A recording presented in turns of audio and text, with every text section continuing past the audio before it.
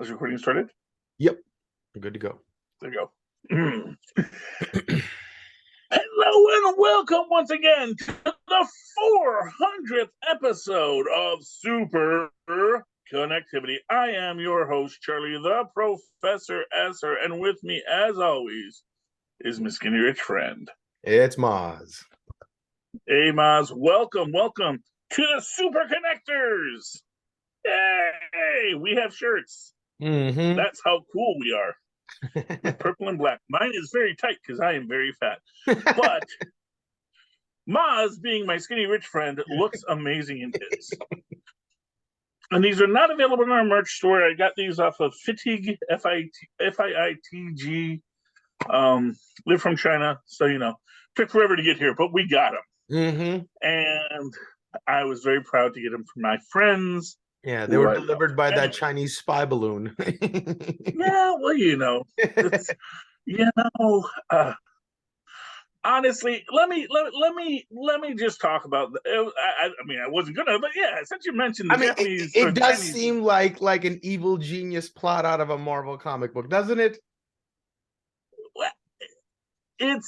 It is something that was intended. Is what I'm saying. It's unexpected. Yeah, it's goofy. It's something like a '60s Marvel villain would have done. Yeah, no. What it is. Here's what I'm saying. The problem with it is that it was an intentional jerk move by China because they knew this thing was off course a week ago. They knew the timing of everything. They knew Blinken's supposed to go there, and then it's like, oh, what's this? And it's like, dude, like if you had told us like last week, we could have dealt with it. Right. But you intentionally made it just before, because even if it is, let's just take China's word for it at face value that just an atmospheric, balloon, and people send those up all the time. Right. It's normal, it's not an odd thing that they sent up this atmospheric balloon, got blown off course. Now, is that's what it is. Are they positing that they launched it in China and it flew all the way over here on the? Oh no, that's actually very common. That's actually, yeah. So then there's actually it's actually a trade route win past the ocean and past other countries and whatnot. So they were spying on everybody. Yeah. No, it's actually something. So here's actually the thing. I'm sure you know about the jet stream and things like that. That when you get up in certain atmospheres, there's these currents of air that just flow, like the mighty Mississippi, And if it gets caught up in something like that, it just gets moved over, and it's going to follow this path. And so it is not uncommon for a balloon to get caught up into one of these streams and get blown in this direction, and that is where it goes. Japan actually used those very things to actually send bombs to the U.S. during World War II. Wow. They had a few. They're not very good because you can't really control a balloon once it's up there.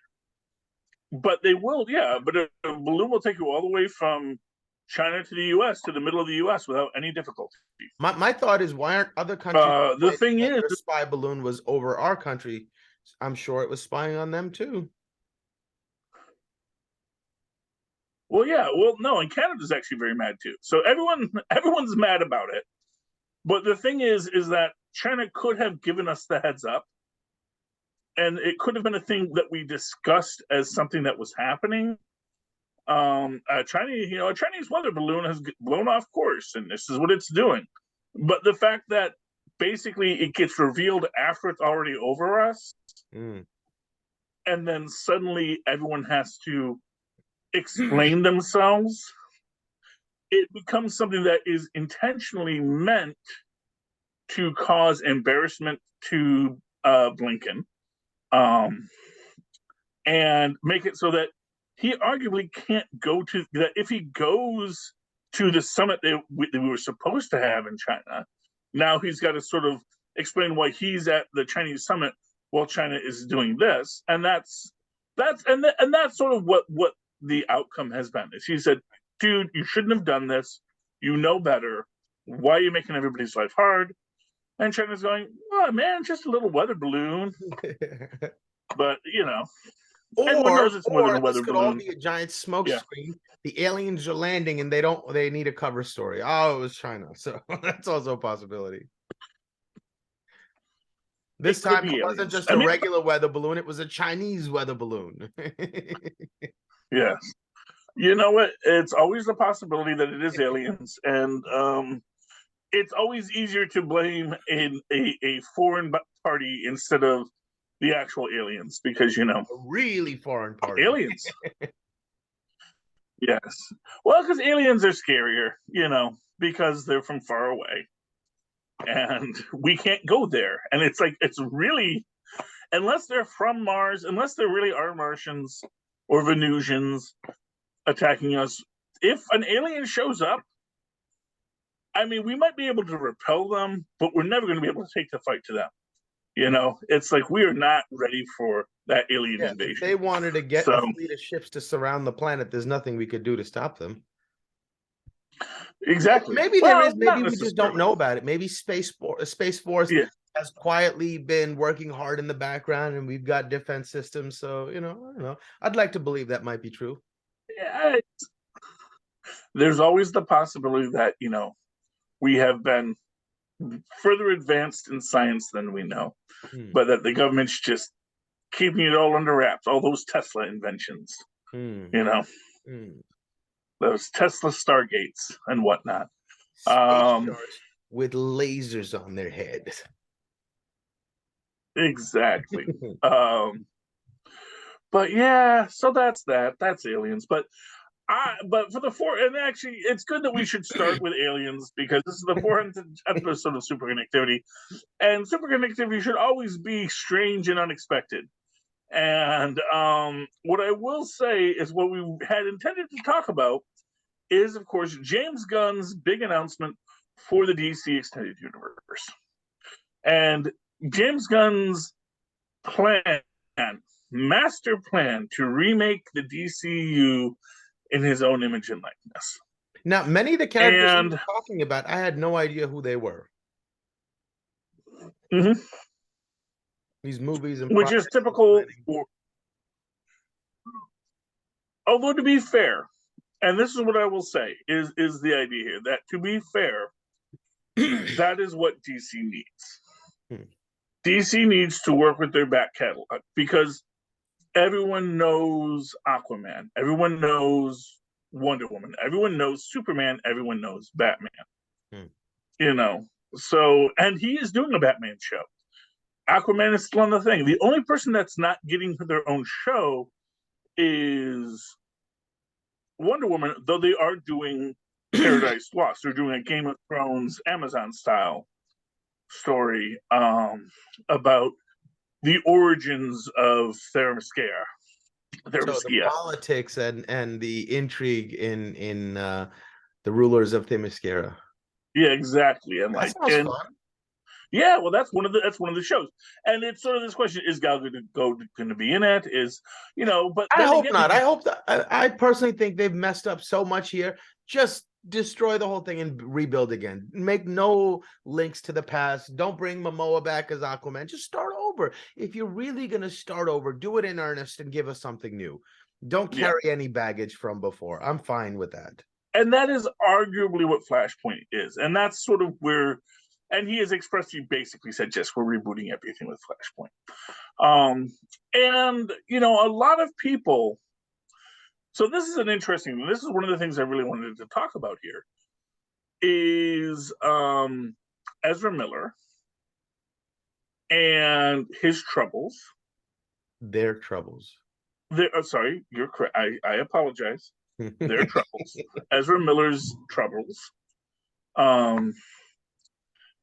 Ezra's troubles, I'm going to go out on a limb here. I'm going to say, can we honestly say that Robert Downey Jr.'s troubles at his worst are more problematic than Ezra Miller's troubles right now. So, here's the thing. I remember Robert Downey Jr. being found in the bedroom of a teenage boy. He was stoned out of his mind. He didn't know it was a teenage boy's bedroom, is the story we are given on that. And I'm more than happy to accept it. I see no reason not to accept the story as presented. But at the end of the day, I don't think it's a good idea to write people off. So we can start from there. Yeah, I mean, I think everybody should have a road to redemption, and especially if the movie is really good. I mean, I get the sense this movie is going to be amazing, and that's the reason they're giving him such a long rope. And even if they are going to reboot everything, that they just need him to hold it together for a little while till this movie comes out. Then you can go crazy as much as you want. We won't need you. We will reboot everything, but just come on, man. Just hold, whatever. Hold it together for a little bit, please. I get the here's I'm gonna make this statement that I don't even know if it's gonna be that good. I don't know that it's going to actually be what they need it to be to cross the line of being good. They've been wrong before. I just think that they need to have, they want to have a firm reboot point. Closure. Yeah, and it's like, this gives us that firm reboot point, and we can deal with Ezra later. And like I said, if Ezra can come back, which maybe he can, maybe he can, maybe they can get the help they need, and maybe Ezra will, come out in 6 months' time and say, boy, cocaine is a heck of a drug, and I'm not going to do that anymore. From now on, I'm sticking to just good old-fashioned alcohol. Right, there you go. There we go. No, but that's the thing. It's like whatever they are going to be going through, whatever their story is going to be, they have to be willing to do the work, and then have the work be meaningful. And that is where doubt comes in for other people, because especially anyone that's dealt with the addicted, dealt with the mentally ill, that it can be hard to find that way forward. Robert Downey Jr. found it.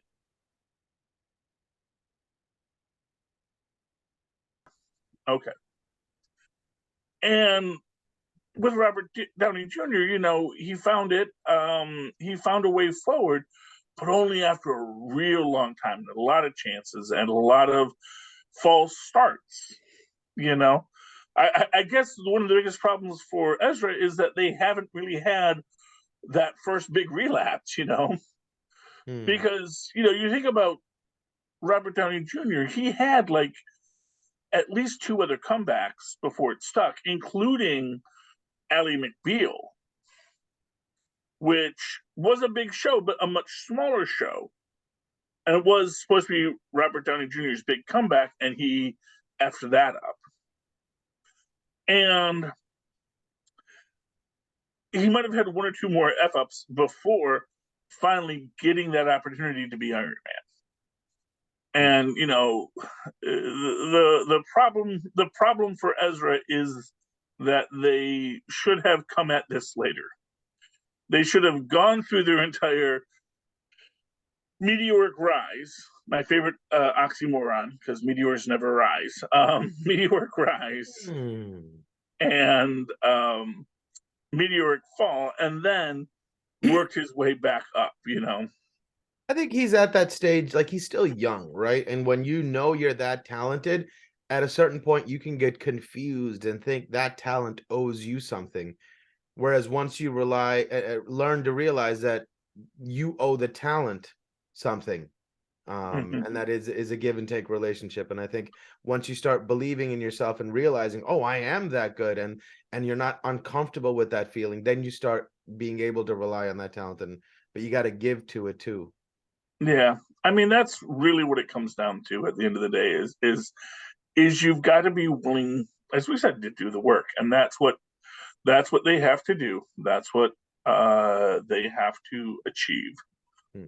And if they don't achieve it, they're going to fail horribly. Yeah. And they're going to find themselves in a place they don't want to be. And then maybe they hit rock bottom and then they start rebuilding again. I just want to see this movie, man, because to me, it just seems like the executives hate controversy. They hate anything that's going to bring bad attention on them, and they're sticking to this dude like glue, or whatever. Oh, that's a gender neutral term, right? So, but yeah, it must be really, really good. There must be like, we have to get this out. We've created a real gem here, and they got so many stars, and it pulled so many worlds together that it's just, yeah. really, I mean, it could be great. Here's the thing: if they show up and they're doing the work, that's always the biggest issue. Like again, to go back to Robert Downey Jr., the biggest problem for him wasn't that he couldn't do the work; it's that he wasn't showing up. That he was getting stoned and not showing up to work. And honestly, what I'm probably going to go out on a limb here and say, every time they give Ezra a call time, he's there bright and early, bright-eyed and bushy-tailed, Yeah. And it's funny. I remember, years ago, when I was in the fast food industry, people would talk about, I don't mind hiring heroin addicts, because one thing about heroin addicts is they are always there on time. You have to know how to schedule them, but you give them a time. This is when you're here. This is when you work. And they come, they do the work, they go home, they get paid, and then they get heroin. And so I get the feeling that probably what it is that Ezra is probably a complete professional on set. Mhm. Because that's the thing, I've never heard any Ezra stories about him on set. It's always when they have downtime that they get into trouble. That Right. one could make the argument if Ezra just had a 9 to 5 at Warner's, I Ezra wonder, maybe Ezra needs a series. right, right, right, right. It's like To every day, constantly Ezra, you surround show up themselves here, 9 with good a.m., people.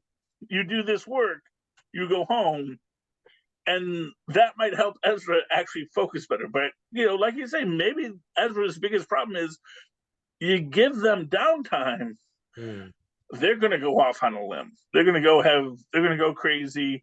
They're going to read the internet or something, and that never ends well. Yeah.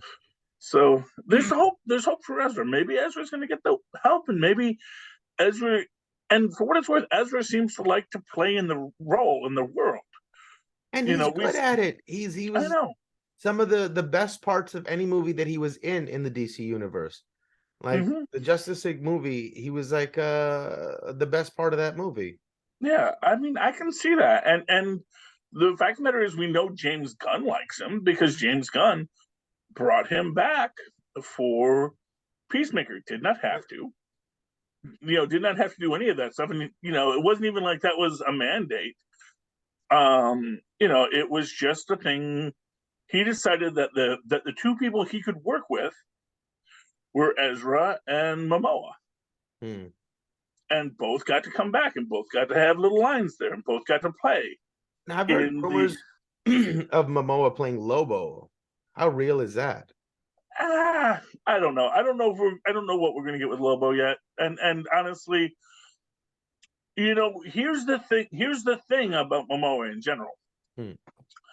Momoa is aging. Yeah. As we all do. And you can see it subtly around the edges. But and he's in better shape than me. Don't get me wrong. But as there's memes out there about why Jason Momoa should never shave his beard. That he's got a look and a rock star thing that he can play up, but there's this argument that he can only do that for so much longer as Aquaman, and so maybe yes, you reboot him and then he will be Lobo or he'll be someone else. You can play with the characters as much as you want. You can do things with them, and of course, we've already got variants in the idea that there's a multi-universal situation here, and that is actually one of Gunn's big points in this is that there will be a multiverse, that there are Elseworlds, and it was very interesting because he mentioned 3 different prospects that are going to be Elseworlds, and that is Matt Reeves' Batman, was it Joaquin Phoenix's Joker, and Teen Titans Go. Which I love that he mentioned Teen Titans Go, but to also suggest not only that Teen Titans Go is part of the DC Extended Universe as an Elseworld, but that it is in that same realm that things like Matt Reeves' Batman and Joaquin Phoenix's Joker are going to be a part of. That they are going to be that other universe just over where the laws of physics are different, where the history is a little different, and things have played out differently. And that's how we're going to get in the DCU the Brave and the Bold Batman, which is going to have the Damian Wayne Robin. And what's interesting for that, and people are like, oh, why are they going to do Damian Wayne Robin? Well, the interesting thing about Damian Wayne is that obviously he comes later in Batman's story, which means that there will be an effective Nightwing in this universe. There will be a Jason Todd. All the other Robins will have already come. He's just the newest Robin, and he is actually the son of Batman. And that film title, The Brave and the Bold, likely is going to play with the entire Bat family and will bring back in people like a Dick Grayson, like a Jason Todd. You're going to get these characters replayed and reimagined within it. And so I think that could be a good thing too.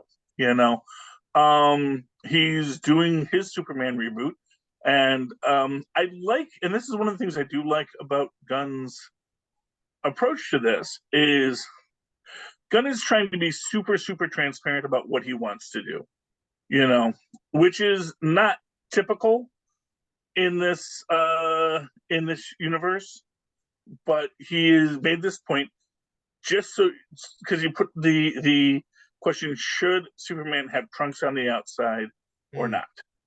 And of course, at the same time that Gunn put out the Twitter tweet, he said, also, just so you know, we're not going to make the decision based on a totally random, unscientific survey on Twitter. Right. This is just for fun. And, do you guys think we should have trunks? And I'm proud to say trunks won. Because I do think I like the red shorts. Yeah, otherwise it makes it look like he's wearing long johns, and it's just weird. The separation, it just design-wise, it looks better, I think. I am inclined to agree. I also think that it makes sense that when you're wearing that kind of a cat suit, you need something to keep your junk in place. And that if you don't have that, basically you wind up getting a gap on the lower end. And granted, it's all CGI'd on, but still, you need it to be. You want some internal logic in its design. That's my opinion. And it's open to interpretation, but I think that's the best way for it. Is you have that external trunk, which is why those external trunks were originally designed onto a lot of superhero costumes, because if you're wearing a cat suit as a man, you need something to give that support. You need a little support there, Mozz. Yep.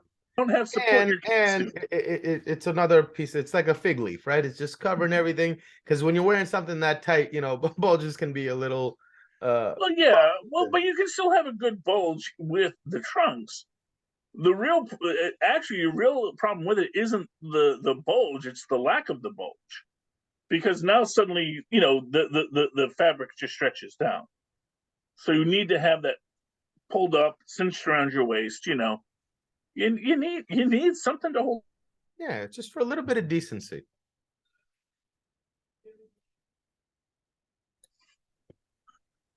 Yeah, and yeah, we need a little bit of decency, and we need that. We need to, like I said, you need something that lifts as it separates, and that's important. But more to the point, and moving beyond that, because I don't want to just talk about Superman's junk all day. I'm not Lois Lane. What I do want to talk about is, how a lot of what Gunn is doing in this first, because this is just, he calls it the first chapter, but he says it's not even the whole of the chapter, and it's called Gods and Monsters. And I do feel he's going to be leaning into that multiversal concept, because one of the things that he's going to have at the very end is going to be Swamp Thing. And he has said Swamp Thing much in the same way that he described Shazam is going to be very much its own thing. Because he said, Shazam was always off on its own side, which clearly wasn't true, but we're gonna retcon it to say it is. We're going to say, likewise, the Swamp Thing is going to be in its own thing. But the thing about Swamp Thing is, because he's bound to the green, I think we're going to get this idea of a network of the green. Not quite a mycelial network, but a root network of the green throughout time and space, and then across multiple dimensions. Which, we love you, Swamp Thing. Quit stealing from Man Thing. Because Man Thing's at the nexus of all realities. But I do get the feeling that's what they're going to sort of build into that, that, and that's the classic way you tell stories, and that it has been honestly the way they've dealt with the green in recent years, and how the mysticism of the green has worked. It has been this idea of this connection between things, and you could travel from one point in the green to another point in the green, and the green goes through all things and all that kind of stuff. And so I think they're going to lean into that mystical quality of it. I think that there's going to be this idea of a multiverse of the DCU, and we may get some crossover. We may get a League of Robins, as an example, with a Damian Wayne, with a Teen Titans Go Robin, in the sort of Spider-Ham role, like a Ninja Turtle team of Robins. Exactly, that you're going to get some kind of a thing, or that, the Spider-Verse thing, that you're going to get these characters coming in. They're going to be from all across the universe and all across the multiverse, and they're going to come in, and this is going to be their big adventure. But that may be for future lines, and we have to see what we get to. One thing I did want to talk about is because right now we're talking the movies, and the movies are great, and we love the movies, but really a lot of what Gunn is pitching right now is their TV shows. And one of the biggest shows he's going to do, and that he has talked about, is Waller, where Viola Davis is coming back. Viola Davis is going to be working with the Peacemaker team. And I get the feeling that rather than Peacemaker 2, we're getting Waller. And it's going to be how Waller builds her team. Okay. And that brings me to who I am most excited to see, which is Kumail Nanjiani, Mm. who of course we know from Welcome to Chippendales and the Eternals, and many other projects. He has said that who he would like to be in the DC universe is Ambush Bug, who is a character like Deadpool, who is comically aware, can break the fourth wall, but and this is what's interesting about Ambush Bug, breaking the fourth wall is actually his superpower. Interesting.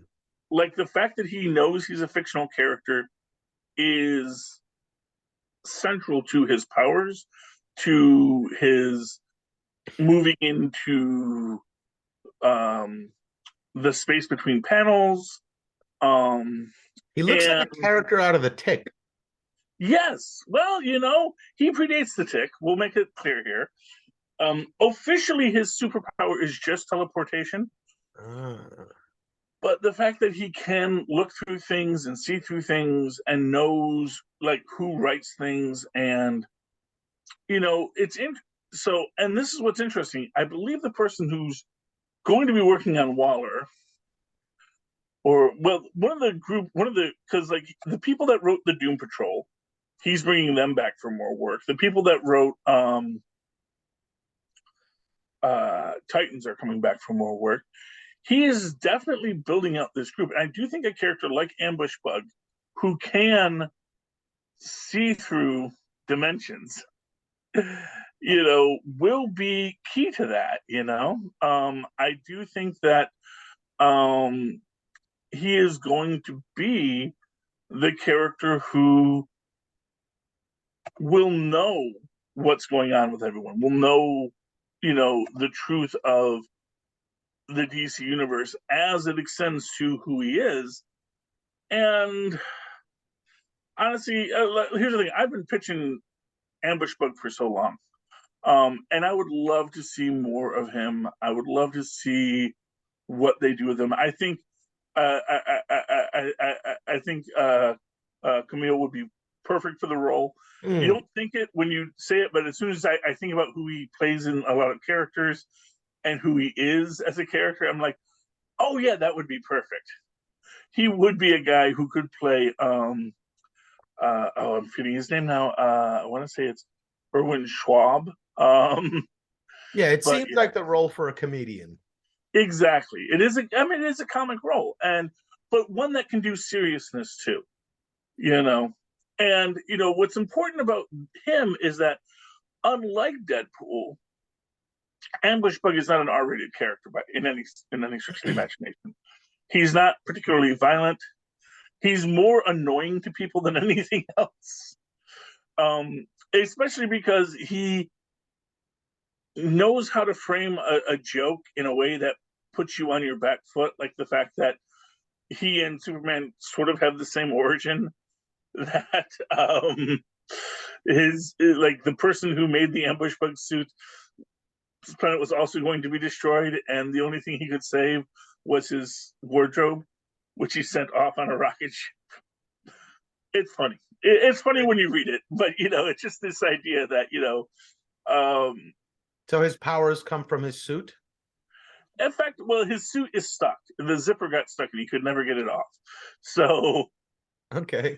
And originally, yes, because he had the little teleportation bugs in his antenna, and then he could just teleport. And basically, and his character just plays fast and loose with everything. And he does go into other alternate dimensions. He has done a lot of very interesting travels throughout his history, going into metafictional worlds and coming into, and the thing is that DC has these Elseworlds, has these layers of worlds upon itself, which is like its Golden Age, Earth 1, its Silver Age, Earth 2, things like, Earth X, which is the world where the Nazis won, and, these legacy characters that come back, and that the universe has crises, they get destroyed, they get rebuilt. And a character like Ambush Bug is aware of all of that. And he knows what they've gone through, and they know what continuity is and retcons are. And, the secret door to get out of hell, which is a whole thing from Son of Ambushbug. When he's fighting the Interferer, which is, again, my favorite DC villain, because he is like the Beyonder, or Mr. Mixoplick, but he's trying to fix things. So he's trying to interfere with the way the worlds are set up, which I think is probably meant to be a joke on editorial. And he was trying to fix DC. This was back in the 80s, and which I imagine was a character thing right now. What? He's the perfect character right now. That's great. He's just this omnipotent being who says, "No, you can't have this. Let's get some cityscapes in here. Let's make it darker. Let's make it this. Let's make it that." And it's like, and the only one that could defeat him was Ambushbug, because Ambushbug was the one person who could say, "That's not reality." Right. That's a retcon. I can break the pages of all the measures of your control.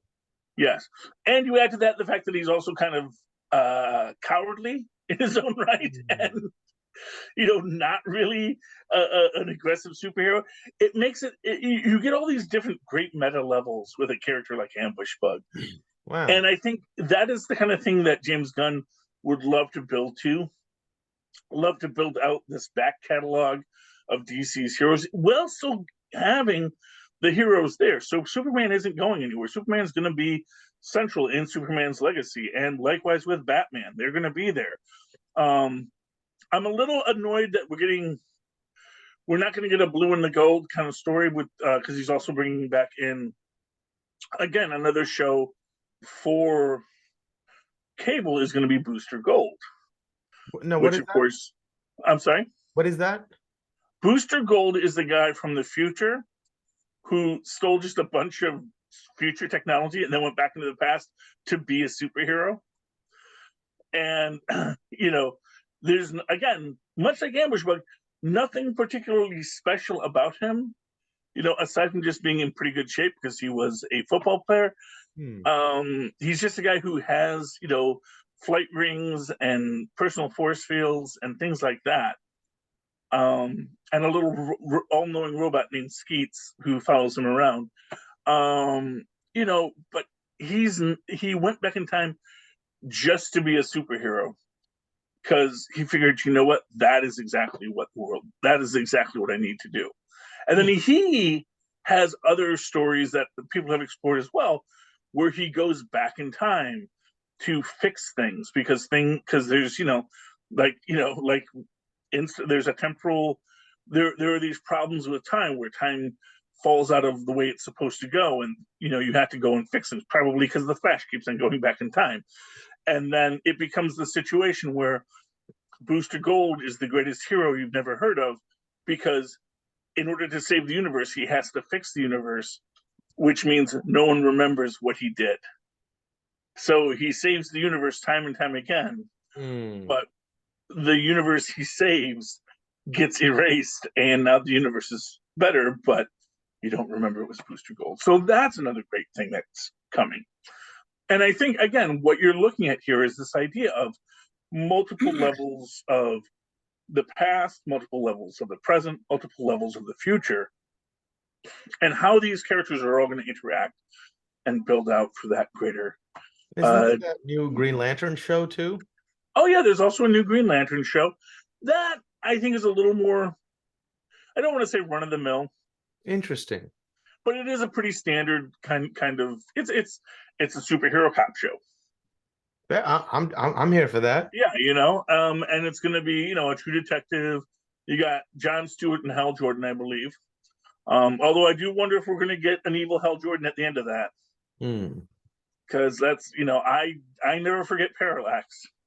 So, the idea that you're going to get at the end of it that Hal Jordan was the villain all the time, that's a possibility. I'm not going to, I don't want to spoil it because it doesn't even exist yet.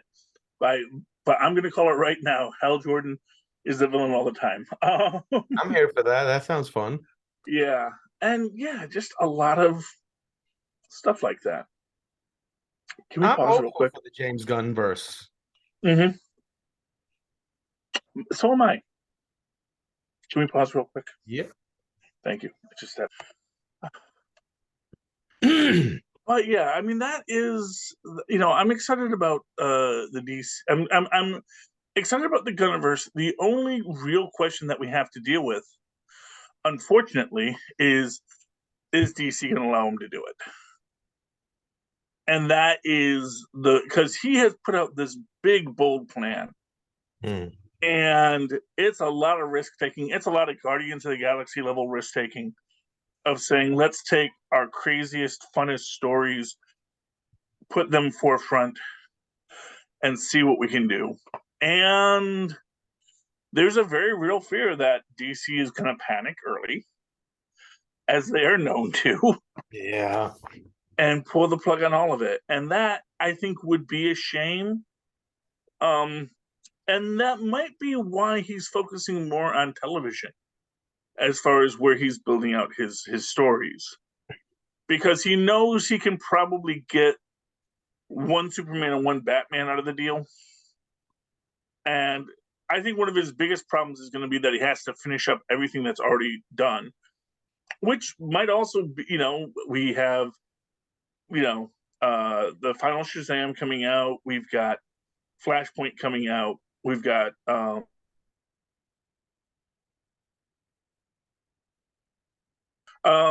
you know,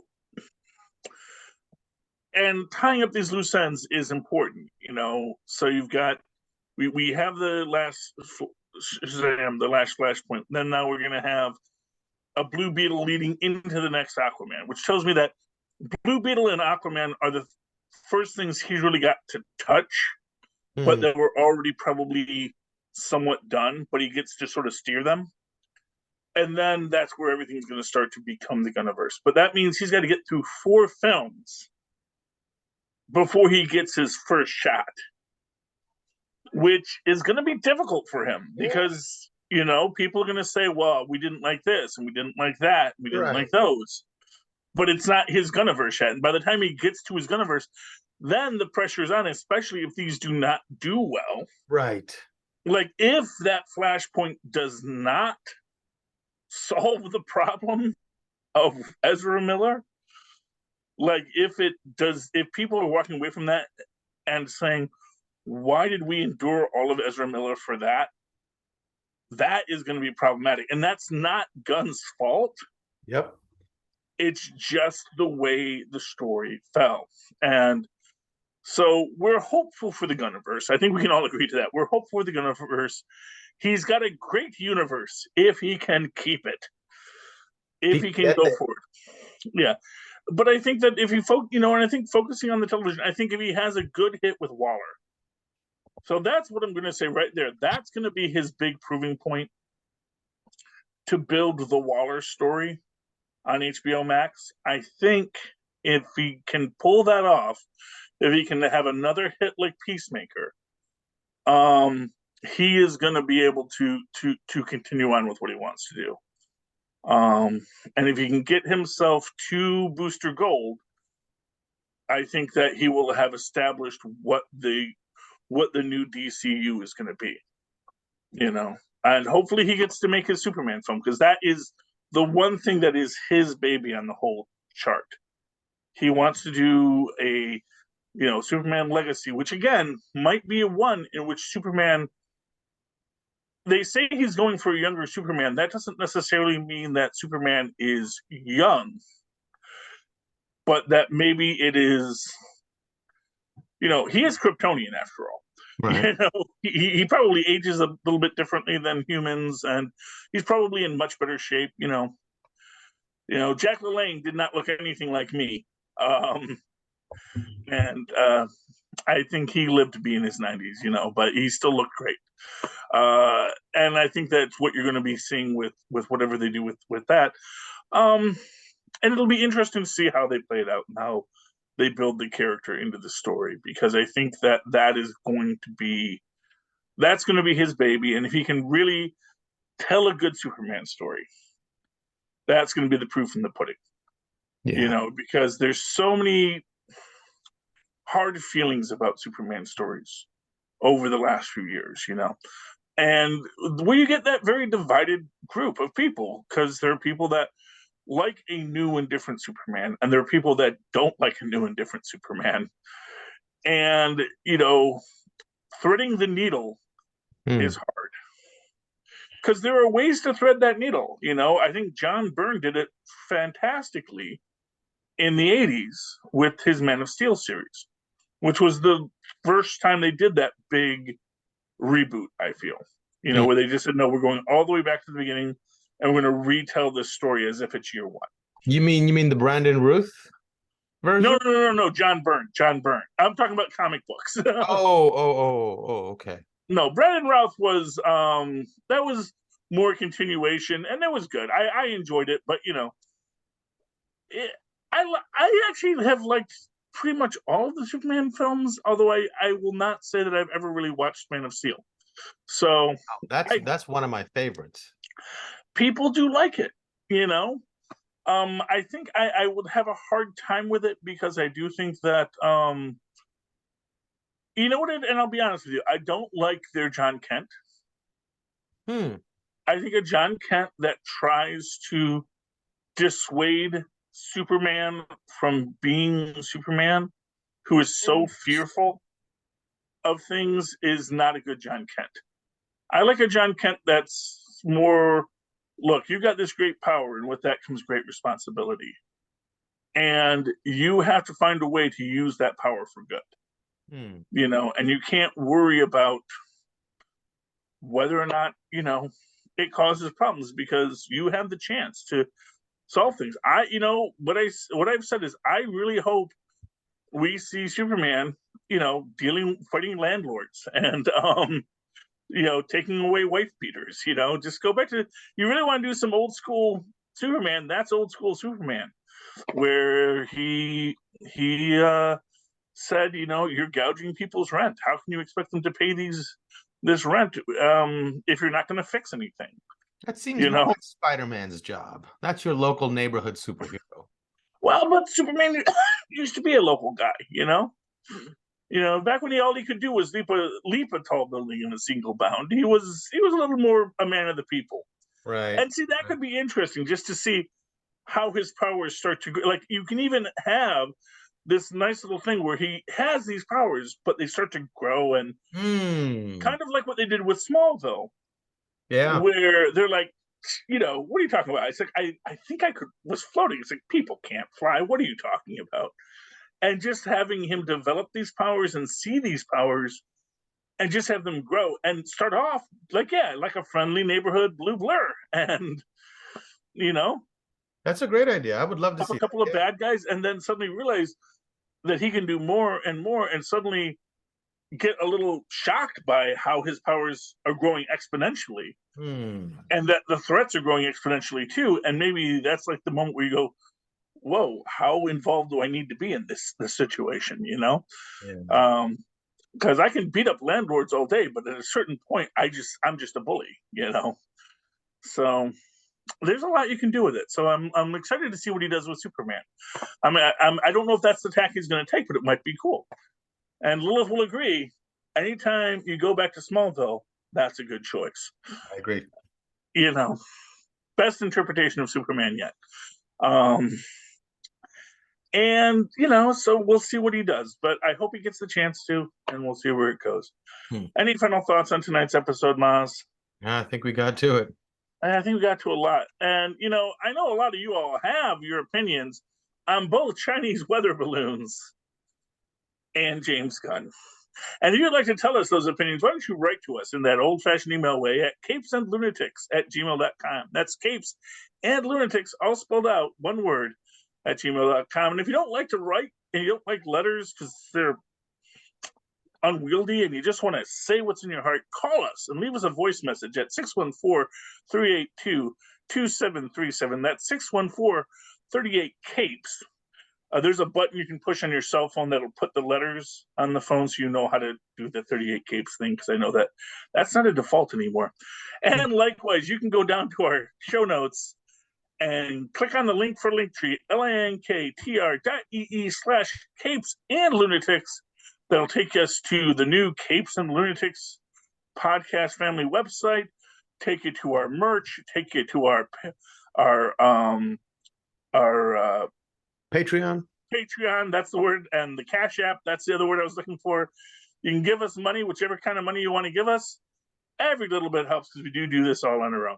And Mozz, if people just want to talk to you and say, when are you going to get your own show and get out of Chaz's shadow? How can they tell you how to You do can that? email me at mozzmanzor@gmail.com or find me on Facebook under Mozz Manzor. That's MOZZMANZOOR. And of course, you can always write to me that old-fashioned email way. The way our mothers and fathers once did it, superconnectivityblog@gmail.com. That's superconnectivityblog, all one word, @gmail.com. And of course, follow me on the Twitters. I live tweet things when I feel like it. At Charlie Esser, that's CharlieEsser. Look for the 2 E's in the middle. For quality. Ding. Thank you, Mozz. And thank you, listeners. It has been 400 episodes of this crazy thing that started so long ago with the good old Southgate Media Group Network. Enough said. And I have been honored to have done this show for so long, and I'm looking forward to doing it for 400 more episodes. Good night. And you froze just on my big monologue. Can you hear me or?